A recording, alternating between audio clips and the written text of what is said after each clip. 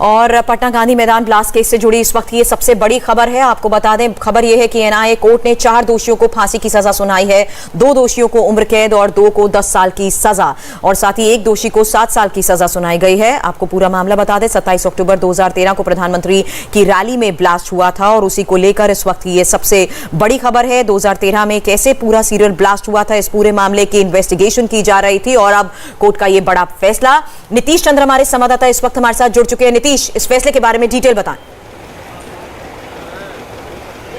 देखिए, NIA court में लंबे समय से मामला चल रहा था। करीब 8 साल के बाद ये फैसला आया है। 2013 में 27 अक्टूबर को उस समय प्रधानमंत्री पद के उम्मीदवार नरेंद्र मोदी जब पटना के गांधी मैदान में एक विशाल रैली को संबोधित करने के लिए आ रहे थे, उसी समय ये ब्लास्ट हुआ था। उस मामले में कोर्ट ने आज सजा का ऐलान कर दिया। इससे पहले 27 अक्टूबर को जब सुनवाई हुई थी तो उस दिन दोषी करार दिए गए थे 9 आरोपी और 1 आरोपी को मुक्त कर दिया गया था। और आज जो सजा का ऐलान किया गया है, 9 दोषी जो करार दिए गए थे उन लोगों में से 4 को फांसी मिली है, 2 को उम्र कैद की सजा दी गई है, 2 को 10 साल की सजा हुई है और 1 को 7 साल की सजा हुई है। तो जो 9 लोग दोषी करार दिए गए थे उन सबों की सजा मुकर्रर कर दी गई है। आज 3 बजे कहा गया था कि सजा के बिंदु पर बहस होगी और उसके बाद अब जाकर फैसला आ गया है। एक बहुत बड़ा फैसला है। लंबे समय तक ये मामला कोर्ट में चला। 187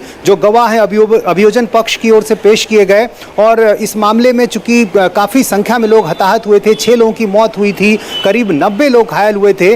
और ये मामला, इस मामले में बिल्कुल अजीब था कि जिस तरह से लाखों की संख्या में लोग जुटे हुए थे गांधी मैदान में, सीरियल ब्लास्ट हुए, एक के बाद एक साथ धमाके हुए थे और वहां पर भगदड़ नहीं मची, लोग बने रहे थे मैदान में और इसको लेकर काफ़ी चर्चाएं हुई थी। और स्टेज से लगातार जो नेता थे वो ये कह रहे थे कि पटाखे छूट रहे हैं ताकि भगदड़ न मचे। और प्रधानमंत्री नरेंद्र मोदी ने जो भाषण दिया था उसके बाद भी उन्होंने आखिर में कहा था कि लोग संयमित रहें और सावधानीपूर्वक यहाँ से लौटें। उसके बाद स्थिति बिल्कुल नियंत्रित रही थी। नहीं तो जिस तरह की ये घटना थी, जिस तरह से इसमें बड़े आतंकी शामिल थे, अंतर्राज्यीय साजिश थी ये, इसकी जो पूरी साजिश थी वो छत्तीसगढ़ में रायपुर में रची गई थी। वहाँ से 3 आतंकी गिरफ्तार भी किए गए थे।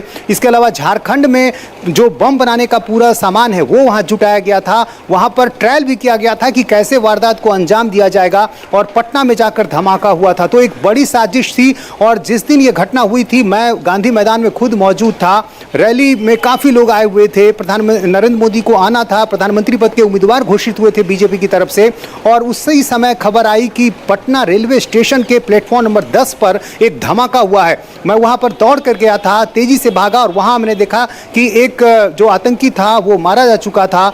कुछ दूसरे आतंकी जो वहाँ पर थे वो घबरा चुके थे, भागने की कोशिश कर रहे थे, लेकिन वहाँ पर एक कुली था और कुछ पुलिसकर्मी थे, उन लोगों ने उसे दबोच लिया था। और उसके बाद धीरे धीरे जो लोग पकड़े गए थे उनके जरिए लिंक मिलता गया और लगातार जो सुराग मिले उसके बाद एक बड़ा नेटवर्क सामने आया और ये पता चला कि देश भर में जो ये आतंकी हैं किस तरह से फैले हुए हैं और किस तरह से इस वारदात को अंजाम देने की एक बड़ी प्लानिंग की गई थी। तो इन सारी बातों का धीरे धीरे खुलासा हुआ था। लेकिन जब मामला कोर्ट में आया उसके बाद एनआईए ने इस मामले की जांच की और कुछ दिन पहले 27 अक्टूबर को जिस दिन घटना हुई थी ये वही तारीख थी 2013 में और 27 अक्टूबर को ही 9 लोग दोषी करार दिए गए थे। एक जो आरोपी था फखरुद्दीन वो रिहा कर दिया गया था साक्ष्य के अभाव में और एक उसमें नाबालिग था और उसे 3 साल की सज़ा काफ़ी पहले दी जा चुकी है जुवेनाइल बोर्ड की तरफ से। तो अब जो 9 लोग दोषी थे उनको सज़ा दे दी गई है और ये तय कर दिया गया है कि इनमें से जो 4 लोग हैं उनको फांसी की सज़ा हुई है। इसके अलावा कुछ लोगों को उम्र कैद की सज़ा हुई है, 2 को उम्र कैद की सज़ा है, 2 को 10 साल की और 1 को 7 साल की सज़ा हुई है। तो एक ऐसा मामला जो लंबे समय से कोर्ट में चल रहा था जिसमें एक बहुत बड़ी साजिश शामिल थी और उस मामले में कोर्ट का फैसला आ गया है। और ये मामला आप इस मामले में भी काफ़ी अहम है क्योंकि जो साजिश की गई थी उसमें सीधे तौर पर नरेंद्र मोदी निशाना थे, प्रधानमंत्री निशाना थे। और ये जो आतंकियों ने बताया था उसमें ये जानकारी दी गई थी कि किस तरह से जब नरेंद्र मोदी की गाड़ी आएगी तो उससे मानव बम को टकराना है। तो ये जो पूरी प्लानिंग थी वो सब सामने आ गई थी और हालांकि वो उसमें विफल रहे क्योंकि घटना को अंजाम देने के पहले ही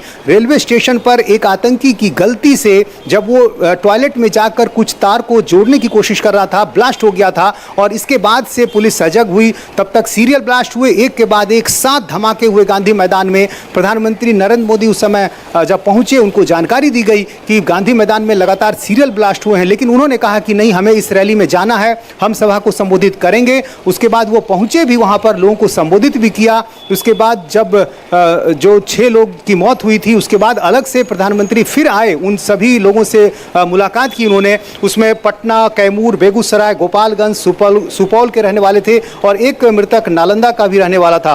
तो ये सारे लोग थे। जो 9 लोग दोषी करार दिए गए थे, जिनको सजा हुई है, उनके नाम है इम्तियाज अंसारी, हैदर अली, ब्लैक ब्यूटी के नाम से हैदर अली जाना जाता है और मास्टरमाइंड था इस पूरे ऑपरेशन का। नोमान अंसारी, मुजीबुल्लाह, उमर सिद्दीकी, अजहर कुरैशी, अहमद हुसैन, फिरोज असलम, इफ्तिकार आलम, ये वो आतंकी हैं 9 जिन्होंने इस पूरे वारदात को अंजाम दिया था, साजिश रची थी। और इन सभी 9 जो आरोपी हैं, जो दोषी करार दिए गए थे, उन सबों की सज़ा मुकर्रर कर दी गई है। तो एक बहुत बड़ा मामला, एक सीरियल ब्लास्ट का मामला, पटना के गांधी मैदान में जिस तरह से लाखों लोग जुटे थे, इस तरह की बड़ी राजनीतिक रैली में कभी इस तरह की घटना नहीं हुई होगी जिस तरह की घटना पटना में हुई थी। और निश्चित रूप से हर किसी को इस बात का इंतजार था कि आखिर इसके पीछे कौन सा मॉड्यूल काम कर रहा था, कौन से ये लोग थे।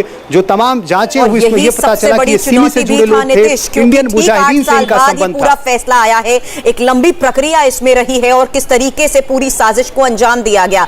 दहशतगर्दों की इस साजिश को जिस तरीके से खंगाला गया, कोर्ट के सामने जिस तरीके से तथ्य रखे गए, वो भी बेहद चौंकाने वाले थे। जी हाँ, बिल्कुल। एक लंबी सुनवाई चली और इस दौरान एनआईए ने उन सभी पक्षों को कोर्ट में रखा, तमाम दलीलें दी और 187 जो गवाह हैं उन्होंने पेश किए थे। और इस दौरान जो जांच में जो एक मॉड्यूल सामने आया था, जिस तरह से सिमी का नेटवर्क सामने आया, इंडियन मुजाहिदीन का नेटवर्क सामने आया, उसमें बहुत सारी बातें एक एक करके सामने आई और सारी बातें कोर्ट के बहस का हिस्सा बनी है। तो अब 27 अक्टूबर 2013 की ओंकार रैली के दौरान हुए सीरियल ब्लास्ट को लेकर इस वक्त की सबसे बड़ी खबर है। नीतीश हमें लगातार अपडेट दे रहे हैं और जैसा कि आपको बताया कि 9 दोषियों को सजा का ऐलान किया गया है। एनआईए कोर्ट ने 4 को फांसी की सजा, 2 को उम्र कैद की सजा सुनाई है। इंडिया टीवी हर वक्त हर जगह डाउनलोड करने के लिए सर्च करें India TV news Google play store या ऐप स्टोर पर।